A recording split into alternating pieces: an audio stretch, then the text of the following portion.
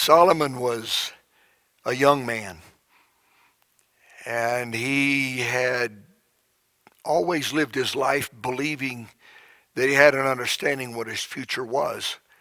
He was a king's son, but he was not expected to carry any responsibility. He was too young for that. He was too far down the hierarchy of the family to be expected to carry any responsibility.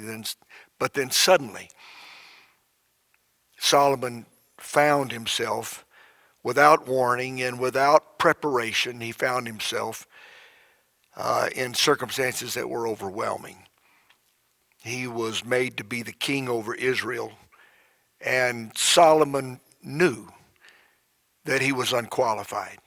He recognized that he was unprepared. And so after he had been made king over Israel, he made his way to Gibeon. And at Gibeon, he made sacrifices to God.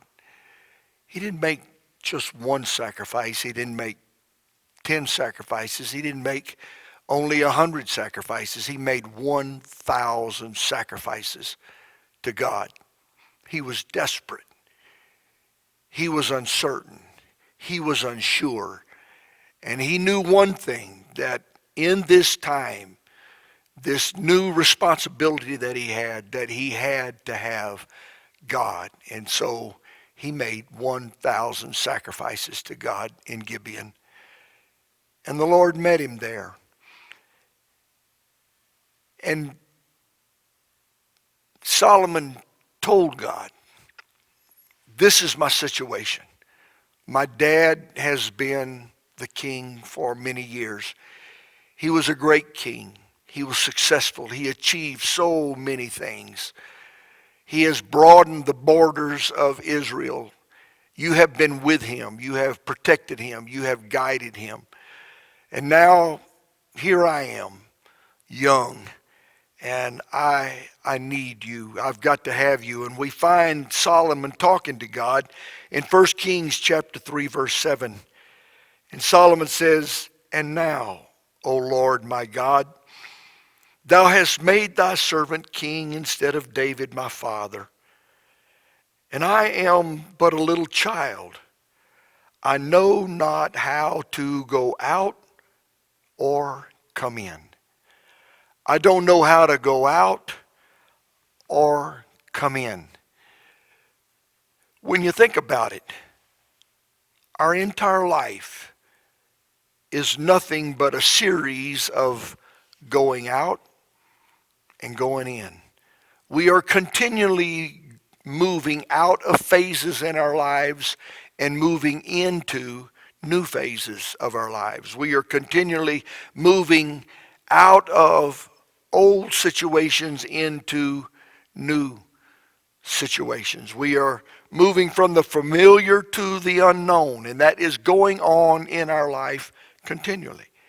Most of the time we don't really pay close attention to that. It's only with the big choices and the big decisions, but we are continually moving out and moving in. Well, this virus that we've been dealing with the last several weeks has dropped the entire world into the unknown. We are in a place where no one in our lifetime can remember, where that restaurants are closed, businesses have been ordered closed, hospitals are on the brink of bankruptcy. Only those that are in their 80s and older can remember the Depression.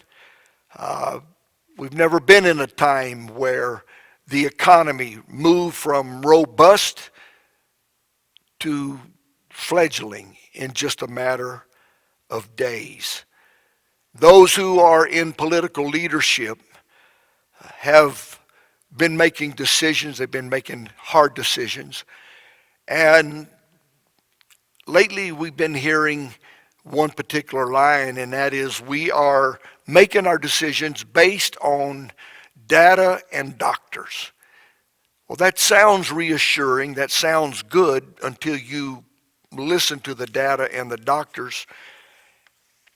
And the problem is that there are highly qualified people dispensing a lot of data that is conflicting.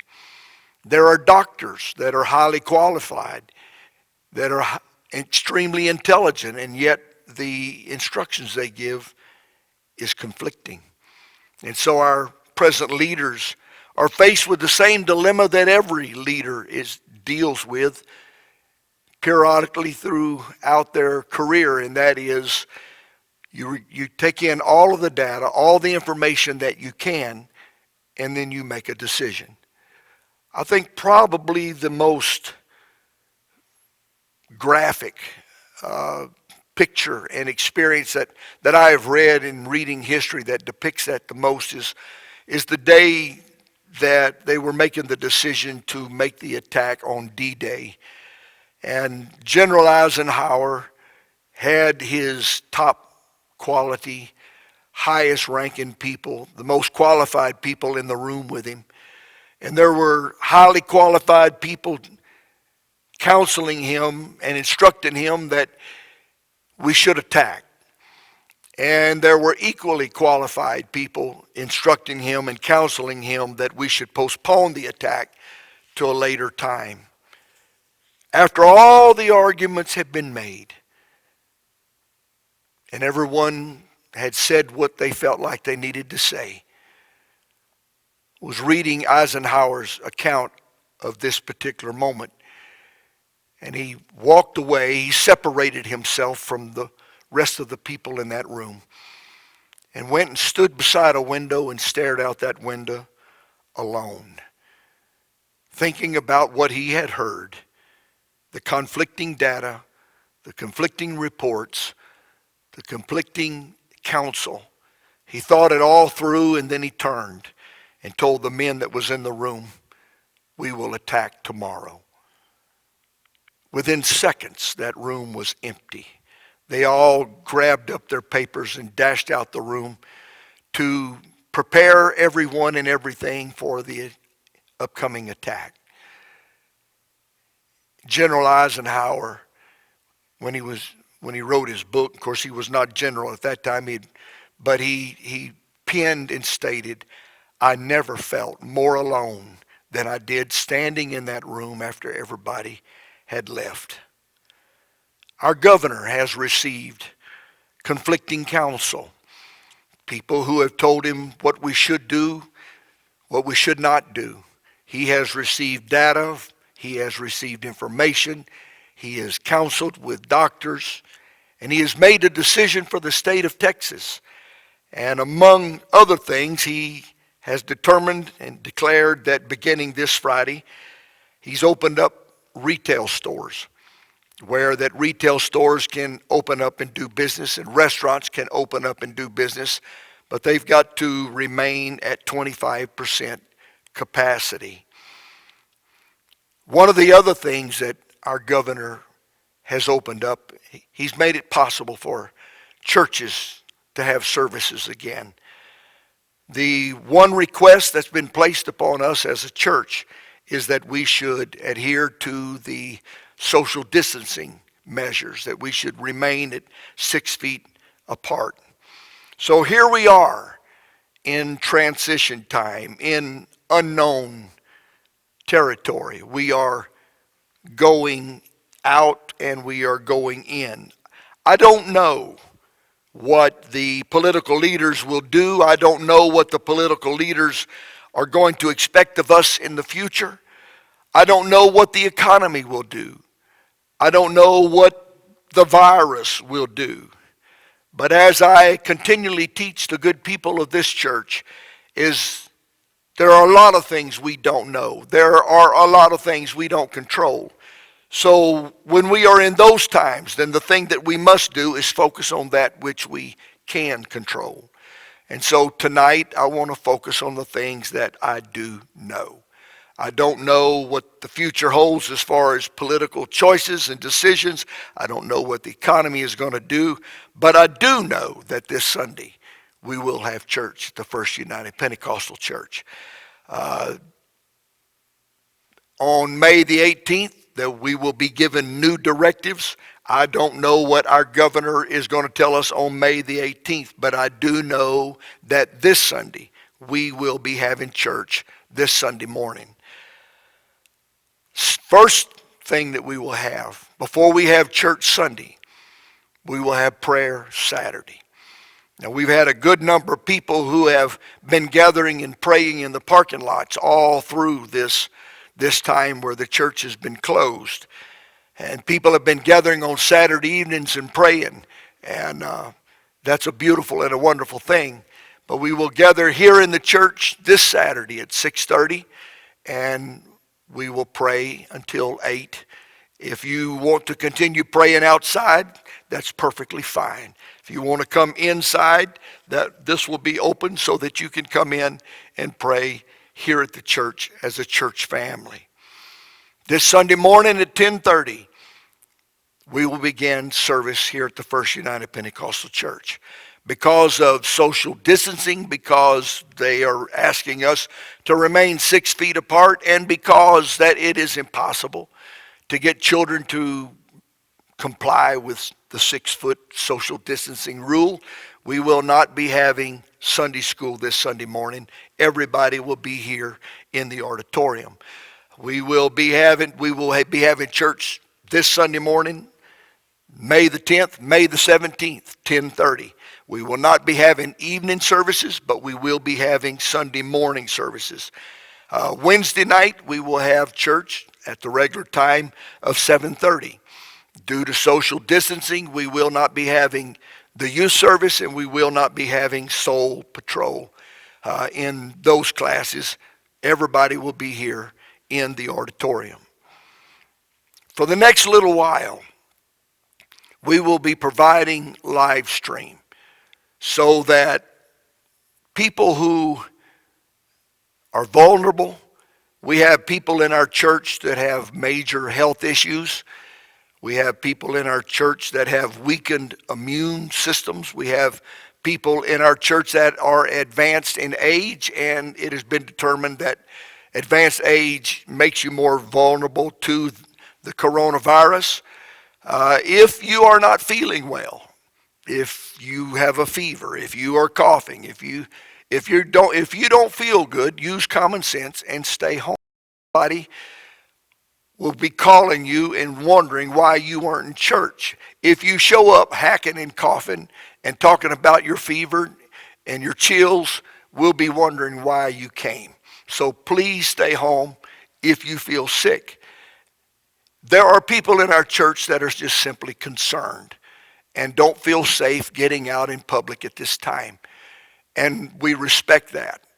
That is a legitimate concern, and that is highly respected. And so because of those issues, then we will be live streaming and making it possible for those who feel like that they need to stay home, that you can watch the service as it goes on.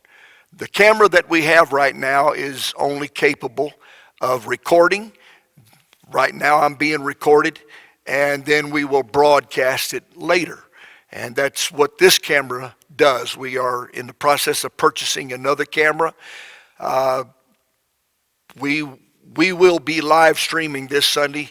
The quality of the picture may not be the best because the camera that we're purchasing may not have arrived here by that time, but we will be live streaming. If the quality is not up to par, don't despair. We will get a new camera, and we will make sure you get a quality picture. And I appreciate all of those that are involved in the media. They've done an outstanding job and made major sacrifices of their time to make sure that we're able to broadcast our services to everyone. Whenever you enter into the building this Sunday morning, we're constantly going in and going out. Well, Sunday morning when you go into our church facilities, we have been asked by the governor to maintain social distance. So when you get here, when you walk through the doors, there will be There will not be anybody here with a measuring tape and being a police force enforcing the distances between you. We'll believe and expect everybody to work with that. Please be mindful of the wishes and the concerns of other people. Don't be offended if someone doesn't want to shake your hand. Don't be offended if somebody doesn't want to give you a knuckle bump. Don't be offended if if somebody doesn't want to sit next to you, or no one wants to sit next to you. Don't be offended if someone gets up and moves away from you. Everybody is working their way through this situation. Don't be offended. Be kind under every circumstance and every situation. When you come to the door, there will be disinfectant gel available for you at the door. There will be hand wipes available for you at the door. If you would like to have a mask, or if you prefer to wear gloves, I encourage you to bring your own mask, bring your own gloves. But if you forget your mask, if you forget your gloves, we will have masks and gloves available for you here at the church. We want everybody to feel comfortable. We want everybody to feel safe. We not only want you to feel comfortable and safe, we want you to be comfortable and safe. There are some who don't feel that it's necessary to wear a mask or necessary to wear gloves. There are others that feel like that is a must. Regardless of how someone feels, if you feel like someone needs to wear a mask and they're not, keep your thoughts to yourself. If you feel like someone shouldn't be wearing a mask, but they are, keep your thoughts to yourself. We're all working our way through this together, and we're going to respect each other's choice on how they're going to work their way through this. When you walk into the building this Sunday morning, there will be, every other pew will be blocked off, will be taped off, so that no one is sitting directly behind you, or you're not sitting directly behind anyone. Every other pew will be blocked off so that will maintain a distance between you and the person in front of you. You will be responsible for the distance of how close anyone is to you, to your right or to your left. Of course, families can sit close together, but anyone else, you'll just have to work at maintaining the distance where you feel safe and you feel like that you're not going to endanger anyone else. Obviously, we have restrooms here. I would advise you to use the restroom over next to the prayer room. Reason for that is because it can only house one person at a time. If you choose to use the restrooms in the front of the building, pay attention and make sure that there's not more than two in that restroom at the same time. Now, what I would advise you to do is take care of that business before you leave the house. And that way you won't need to use the restroom after you get here. Take care of the restroom facilities before you leave the house. In fact, that would probably be a good idea to do the rest of your life. And that way you don't have to go to the restroom during the service. But with that being said, the restroom facilities would be open, but be mindful to make sure that we keep as few people in the restroom at the same time as possible. Now, we have entered into the building. All the precautions that we have taken. There will be people here with masks. There will be people here with gloves. There will be pews that will be blocked off. And all of those precautions has the potential to cause us to feel a little unsettled. All of those precautions has the potential of causing us to feel uncomfortable and self-conscious. The building may be a little bit different.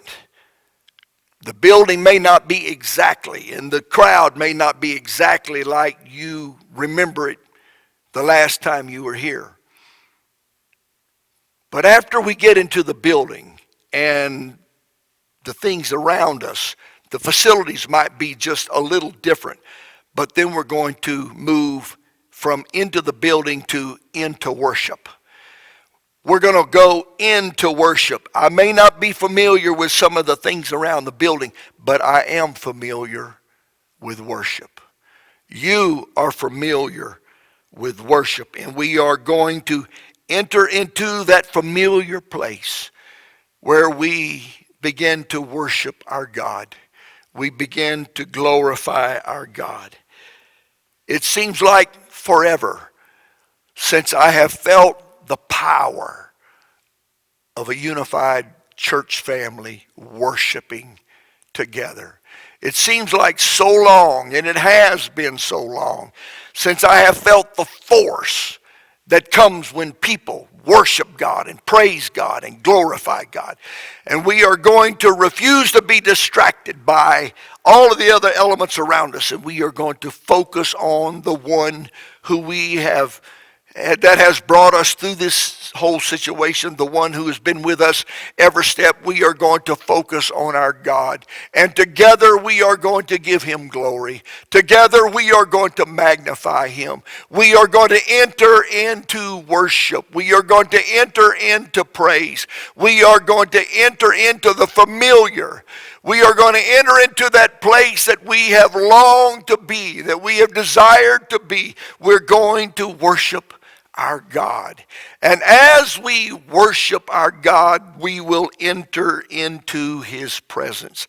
And David said in Psalm 16:11, "In thy presence is fullness of joy, and at thy right hand there are pleasures forevermore." And as we worship our God and enter into his presence, regardless of what fear you have felt, regardless of what uncertainty you have experienced, regardless of what kind of trauma you have dealt with in the last couple of months, when we begin to worship, we will enter into his presence. All of the fear will be shoved aside. All of the uncertainty will be shoved aside.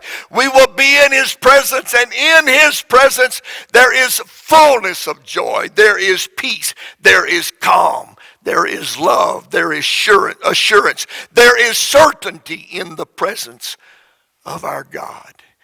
And David said in Psalm 122, verse 1, "I was glad when they said unto me, let us go into the house of the Lord." And I am so thankful that we have been told we can go to the house of the Lord.